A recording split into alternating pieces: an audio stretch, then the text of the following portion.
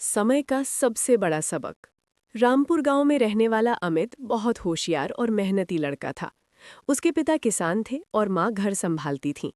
घर की हालत ठीक नहीं थी, लेकिन सपने बड़े थे। अमित हमेशा कहता, एक दिन मैं इतना काबिल बनूंगा कि माँ पापा को कभी मेहनत नहीं करनी पड़ेगी। अमित पढ़ाई में तेज था, इसलिए गांव के लोग उससे बहुत उम्मीदें रखते थे। मगर शहर जाकर पढ़ने के बाद अमित धीरे धीरे बदलने लगा।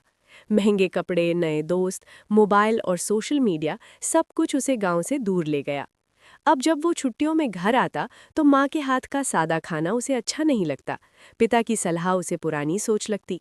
एक दिन पिता ने कहा, बेटा, जमीन बेचने का ख्याल छोड़ दे, यही हमारी पहचान है।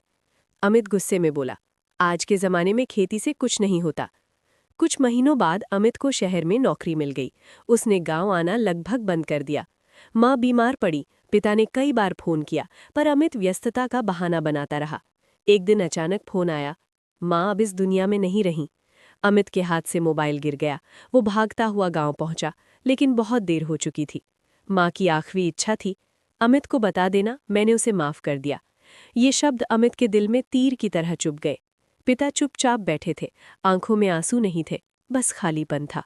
कुछ दिनों बाद पिता ने कहा, मैं अब बूढ़ा हो गया हूं बेटा, खेत भी सूना लगता है। उस रात अमित सो नहीं सका। उसे एहसास हुआ कि उसने दौलत के पीछे भागकर सबसे कीमती चीज, अपना परिवार खो दिया। अमित ने नौकरी छोड़ दी और गांव में रहकर खेती को आधुनिक तरीके से शुरू किया।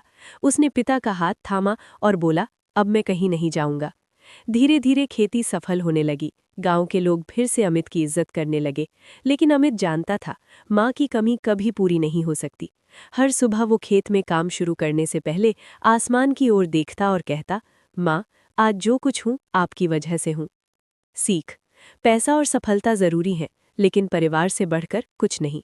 समय रहते अपनों की कद्र कर लो, क्योंकि बीता समय वापस नहीं आता।